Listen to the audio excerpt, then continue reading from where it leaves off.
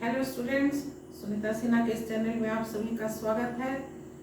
अगर मेरा चैनल अभी तक सब्सक्राइब नहीं किए हो तो सब्सक्राइब कर लो, साथ में बेल आइकन दबा दो ताकि मेरा वीडियो अपलोड होते तुमको तुरंत मिल जाए। स्टूडेंट्स, यहाँ ध्यान देने योग्य ये बातें हैं कि विभक्ति चिन्ह को हम कैसे लिखें, क्रियापद कैसे लिखें, हाइफन कहाँ लगेगा, अव्यय शब्द कैसे लिखे जाते हैं या फिर सम्मानार्थक अव्यय जो शब्द हैं वो कैसे लिखे जाएंगे।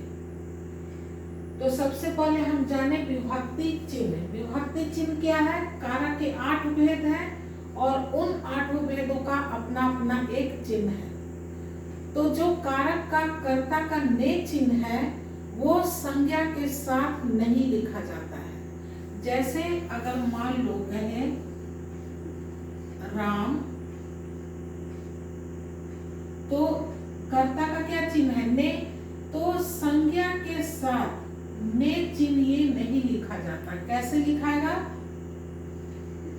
राम ने अलग लिखाएगा। ये गलत हो गया, ये सही तरीका है। संज्ञा के साथ ने चिन्ह नहीं लिखाता, हमेशा सर्वनाम के साथ लिखाएगा। अगर हम सर्वनाम के साथ लिख दे, जैसे आप, है ना,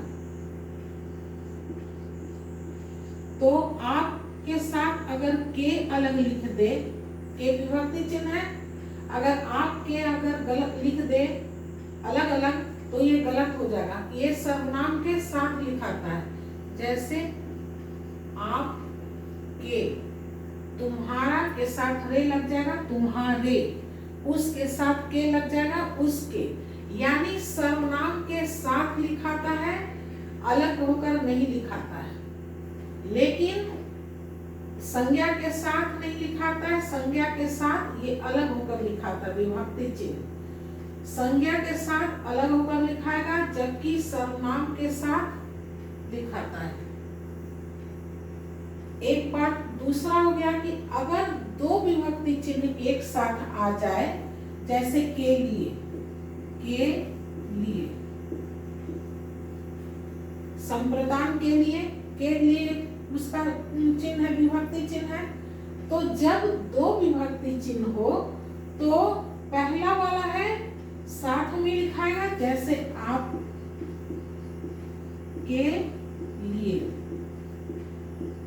और दूसरा अलग लिखाएगा। ये नहीं कि आपके लिए एक साथ ऐसे लिख देंगे, आपके लिए, क्योंकि ये तो सर्वनाम है आप, तो इसके साथ लिख देना है। नहीं, जब एक ही विभक्ति चिन्ह रहेगा तब वो साथ लिखाएगा। लेकिन जब दो विभक्ति चिन्ह आ जाएगा दो, तो इसमें से पहला साथ में लिखाएगा और दूसरा अलग हो जाएगा। ये गलत है, ये सही हो गया। उसी तरह से अगर सर्वनाम के साथ और विभक्ति चिन्ह के बीच में अव्यय शब्द आ जाए तो अलग अलग लिखाता है। जैसे आप ही के लिए। अब देखो, के लिए यहाँ आप हो गया सर्वनाम, के लिए विभक्ति चिन्ह है और इसके बीच क्या है? अव्यय शब्द आ गया। तो अगर ऐसा आए कि सर्वनाम के साथ सर्वनाम और विभक्ति चिन्ह के बीच में अगर अव्यय शब्द आता है तो चारों अलग अलग लिखाएगा। ये है विभक्ति चिन्ह लिखने के नियम। दूसरा है क्रियापद। क्रियापद जब संयुक्त क्रिया शब्द, संयुक्त क्रिया शब्द किसे कहते हैं?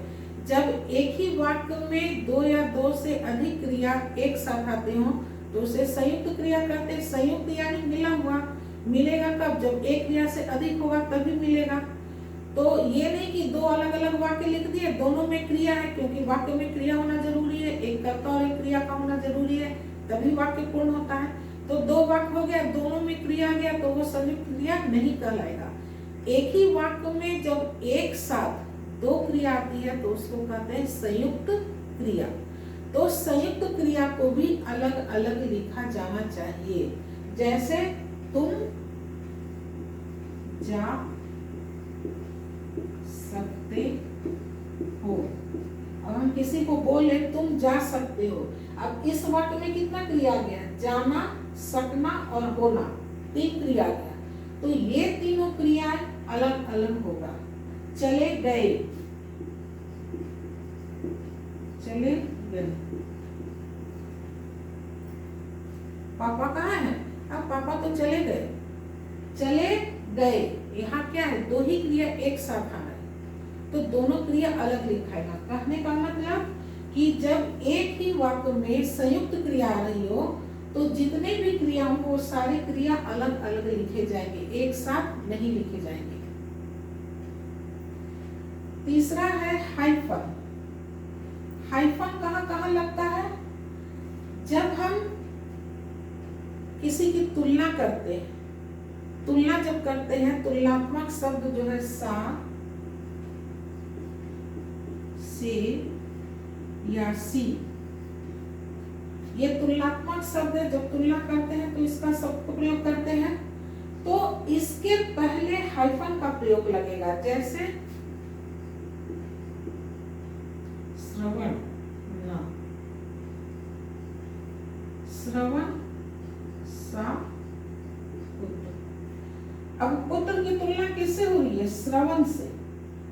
श्रवण कैसा पुत्र था, माता पिता का बड़ा आज्ञाकारी पुत्र था।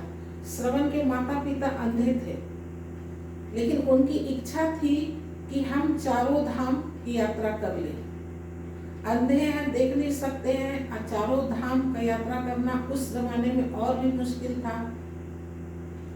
लेकिन इतना ही आज्ञाकारी पुत्र था कि अपना युक्ति लगाया और जो बहंगी कहते हैं, बांस जो थोड़ा लचीला होता है, वैसे बांस में 2 टोकरी को बांधा, एक टोकरी में अपने माताजी को और दूसरे टोकरी में अपने पिताजी को बैठाया और कंधे पे रख के चारों धाम की यात्रा कराया।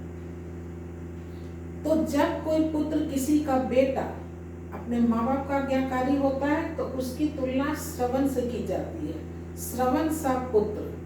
तो ये जो तुलनात्मक शब्द जो है इसके पहले हाइफन का लगता है। तुम सा, एक कहना है तुम सा नहीं देखा हमने कभी, तो तुम सा यानी तुम्हारे जैसा, तुम्हारे जैसा हम अभी तक नहीं देखे हैं। पत्थर सा दिल, पत्थर सा दिल यानी उसका दिल इतना कठोर है, जरा भी दिल में दया ममता नहीं है, तो उसकी तुलना किससे कहते हैं, पत्थर से। पत्थर सा दिल है, उसका दिल एकदम पिघलता ही नहीं है, चाहे कुछ हो जाए, जरा भी उसके दिल में दया माया नहीं है, तो उसकी तुलना पत्थर से करते हैं। तो क्या करेंगे, पत्थर सा दिल। यानी जब तुलनात्मक शब्द आता है उसके पहले हम लोग हाइफन का प्रयोग करते हैं, इसका प्रयोग यहाँ किया जाना चाहिए। दूसरा है कि जब द्वंद्व समास, समास का एक भेद द्वंद्व समास है जिसका कि दोनों पद प्रधान होता है, प्रथम पहला पद भी और दूसरा या उत्तर पद भी, दोनों पद जब प्रधान होता है तब वहां हम लोग हाइफन का प्रयोग करते हैं। जैसे माता और पिता, जब हम इसका समास करते हैं, शब्दों का मेल करते हैं, तो ये और शब्द जो है ये लोप हो जाता है और क्या लिखते हैं उसके बाद हम लोग, माता पिता। दिन और रात, दिन और रात, जब हम इसका समास करेंगे तो और का लोप कर देंगे और क्या लिखेंगे, दिन रात। तो हम लोग को हाइफन का प्रयोग कहाँ कहाँ करना चाहिए, तुलनात्मक शब्द जो है उससे पहले इसका प्रयोग किया जाना चाहिए, और द्वंद्व समास, जब हम द्वंद्व समास में जब हम समास करते हैं, दो शब्दों का मेल करते हैं, तो हम लोग को वहां पे हाइफन का प्रयोग करना चाहिए। चौथा है अव्यय। अव्यय शब्द जो है उस शब्दों को हम लोग को अलग करके लिखना चाहिए।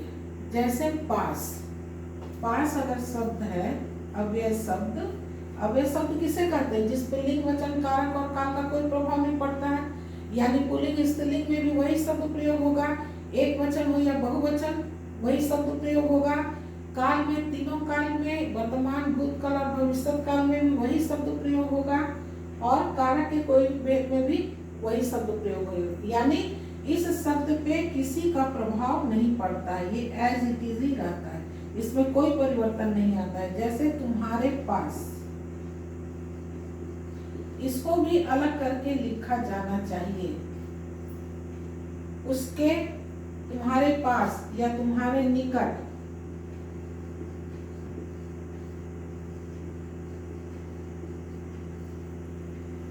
कहते हैं ना कि दीदी तुम्हारे पास तो रखा है, दे दो ना, ला दो ना। यानी तुम्हारे पास, ये पास क्या है? अव्यय शब्द है। भैया को भी बोले भैया तुम्हारे पास तो रखा हुआ है, जरा ला दो ना, तो पास पुल्लिंग में भी वही प्रयोग होगा। दीदी को भी कहोगे दीदी तुम्हारे पास तो रखा है, जरा ला दो ना प्लीज, तो पास स्त्रीलिंग में भी वही शब्द प्रयोग हो गया हुआ।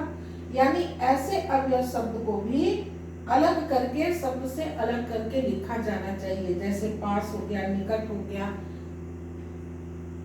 अव्यय शब्द को अलग करके लिखा जाना चाहिए। सम्मानार्थक शब्द, सम्मान, सम्मानार्थक अव्यय शब्द कौन है? जैसे श्री, ये सम्मान देने के लिए लिखा जाता है।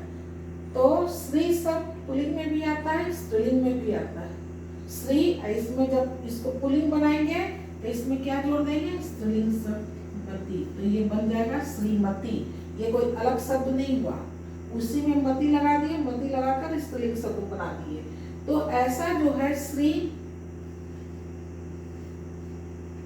श्री कोई नाम दे दो, श्री, श्री को भी अलग लिखना चाहिए। जैसे श्री मदन लाल,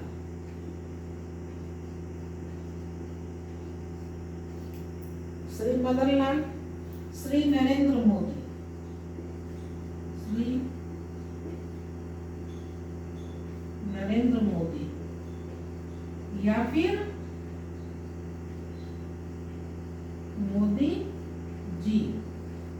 तो ये जो है सम्मान देने वाला शब्द, इसको हमेशा अलग लिखा जाना चाहिए, एक साथ नहीं लिखना चाहिए कि हाँ नरेंद्र संज्ञा शब्द है तो इसके साथ श्री नरेंद्र लगा दे। ये सम्मान देने वाला जो शब्द है उसको हमेशा अलग लिखते हैं, मोदी जी। ये नहीं कि मोदी के साथ ही जी लगाकर लिख दिए, इसको हमेशा अलग लिखना चाहिए। तो ये जो सारे हैं विभक्ति चिन्ह, क्रियापद, हाइफन, अव्यय और सम्मानार्थक अव्यय शब्द, इसको ध्यान देना है कि जब हम वाक्य में प्रयोग करते हैं तो हमें किस प्रकार से लिखना है जिसके कारण वाक्य में अशुद्धि ना आ जाए। वाक्य अशुद्ध हो जाएगा तो मार्क्स कट जाएगा। तो इन बातों को लिखते वक्त हमको ध्यान देना है। आज के इस वीडियो में बस इतना ही। अगर मेरा वीडियो पसंद आता हो तो लाइक करो, शेयर करो और सब्सक्राइब कर लो। और तो कुछ मांगते नहीं हैं, सिर्फ कहते हैं कि लाइक करो और सब्सक्राइब कर दो।